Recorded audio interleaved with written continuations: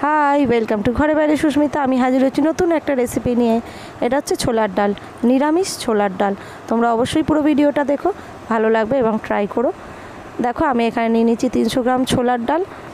এই ছোলার ডালটাকে আমি ভালো করে ভিজিয়ে ধুয়ে রান্নাটা করে নেব। তোমরা পুরো ভিডিওটা দেখো, ভালো লাগলে লাইক শেয়ার কমেন্ট করতে ভুলো না। দেখো আমি এখানে জল দিয়ে দিয়েছি, সামান্য পরিমাণ জল দিয়ে এটাকে যেগুলো ভেসে উঠেছে সেগুলো হাত দিয়ে দিয়ে নাড়িয়ে নিয়েছি। নাড়িয়ে সব জলের মধ্যে ছোলার ডালগুলো ভিজে গেছে। এবার এটাকে আমি রেখে দেবো 1 ঘন্টার জন্য। দেখো 1 ঘন্টা পরে আমি ফিরে এসেছি।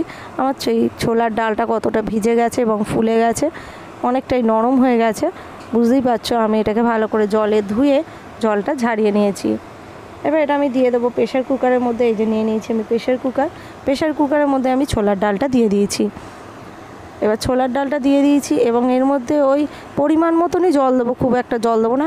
মানে যতটা ডাল থাকবে তার উপরে 1 গাঁট জল আমি দেবো, কারণ বেশি জল দিলে এই ছোলার ডালের এই যে জলটা ওভারফ্লো হয়ে সিটির বাইরে বেরিয়ে যাবে। আমি ডালটা যাতে ভালো করে সেদ্ধ হয়ে যায় তাই জন্য আমি দিয়ে দিলাম সামান্য পরিমাণ লবণ এবং সামান্য পরিমাণ হলুদ। আর 2টো সিটি দেওয়ার পরে দেখো আমি কুকারটাকে খুলে নিয়েছি।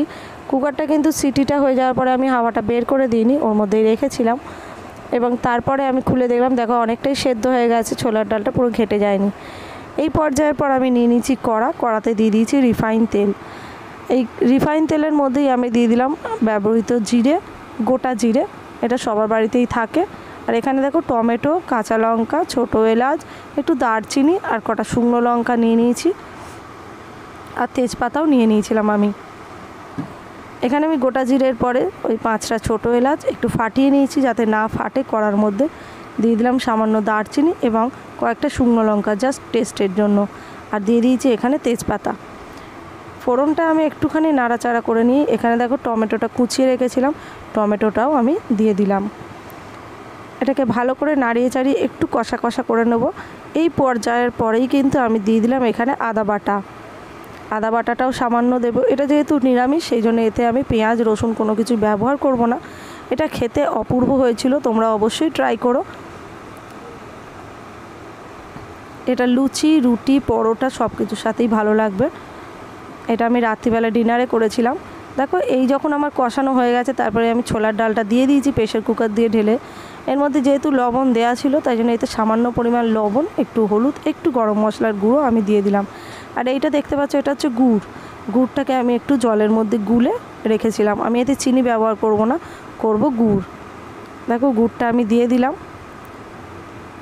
ছোলার ডাল সবসময় একটু ঝাল ঝাল মিষ্টি মিষ্টি খেতে হলে ভালো লাগে। আমার দেখো জলটাও কিন্তু সোপ করে নিয়েছে, কত সুন্দর দেখতে হয়েছে। আমার কিন্তু ছোলার ডালটা এখানে রেডি। খুব কম উপকরণে খুব সুন্দর, বাড়িতে তোমরা অবশ্যই করে নিতে পারো। আর আমার ভিডিওটা ভালো লাগলে লাইক শেয়ার কমেন্ট করতে ভুলো না।